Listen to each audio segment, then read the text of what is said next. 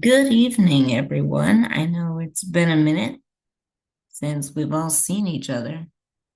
I um I haven't been in this format for a while. There's been a few things going on with me. Next month is going to be my 1 year anniversary in the new house where I'm living, but had some things going on in my personal life, and it's derailed my reading project, but I'm back in it now, and I come to you tonight with a review of, and a discussion, I should say. It's more like a discussion, it's not really a review of book 29, the Bob and Nikki series. This is the last book that I actually have in the series. There are now 52 of them, so I need to get myself together if I'm going to finish this project. I had started last year, you might remember, in December, posting one book a week. I had gone back to the beginning of the series to reread the books. And this brings us to book 29, which is Slow Mo. If you remember from our last installment of the discussion, Bob and the crew were trying to find a place for the boatmen. There were two groups of small, friendly people, and one of them had sort of fallen on hard times and been incapacitated by an intoxicating weed species. And we had spent some time with them. And then the other group that was descended from that same race of people was a group of stranded boatmen who were trying to colonize a planet, and they um, had all sorts of problems on that planet with large, ferocious cats and wasps and all kinds of nasty creatures that made their lives miserable and had um, relegated them to like the outskirts of the places where they were. And there was a whole group of shenanigans that ensued, and Bob had taken a bunch of them off the planet and were looking for a place to resettle them. And in this book, the first half of the book covers that sort of piece of the story arc. It moves that along. So we find this planet.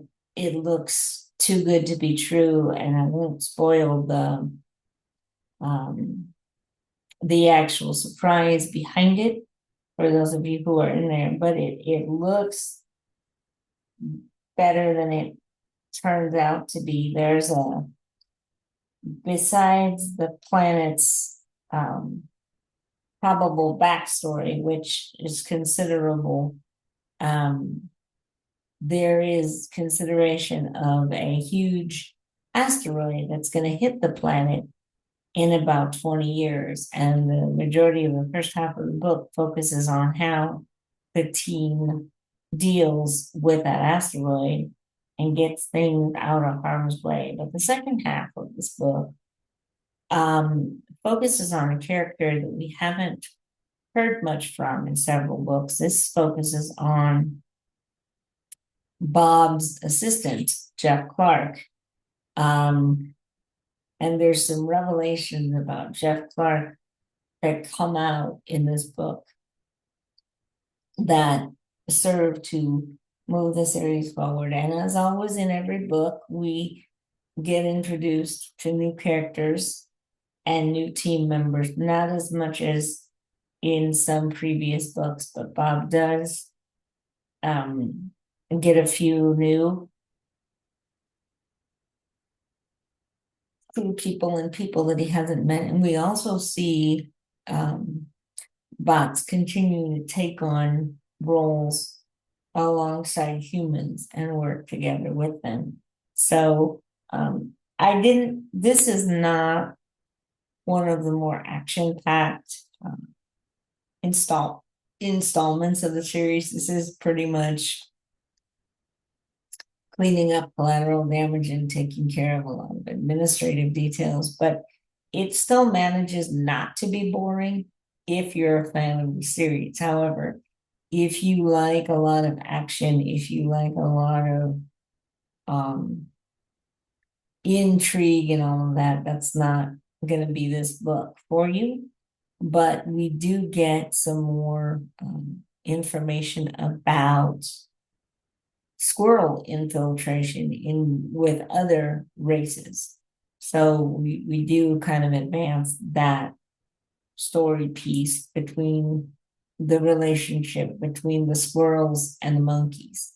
So that's where I am with that. I have been taking a little bit of downtime right now. A little bit early for me. It wasn't totally planned, but I have been enjoying this book for the last couple of days.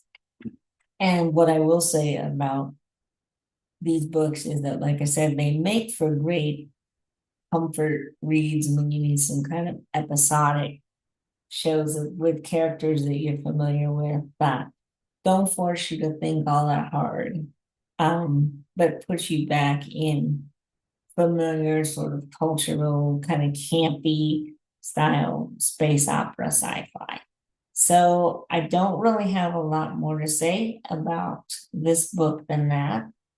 But if you've been following the series discussions, I'm hopeful that the next installment, because I haven't read anything past this, so I'm hoping to get my hands on the next book pretty soon and hopefully post it, Lord willing, before the end of the month, so we can get moving with some of this discussion, because I really do like Jerry Boyd's work and I look forward to sharing it with you. But I look forward to hearing about the squirrels more, what's happening with that, and what's happening with some of our new crew members and how the crew is going to deal with some of the revelations that they get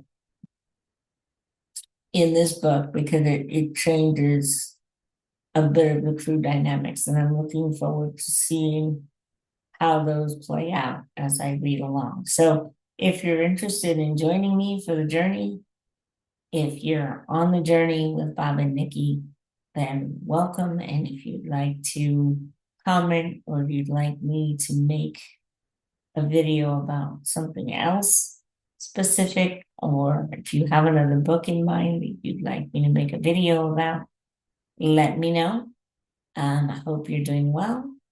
I hope you're enjoying something over this summer-like weather that we're having just before the summer hits. And I will talk to you very soon in my next video. Take care, everyone, and bye for now.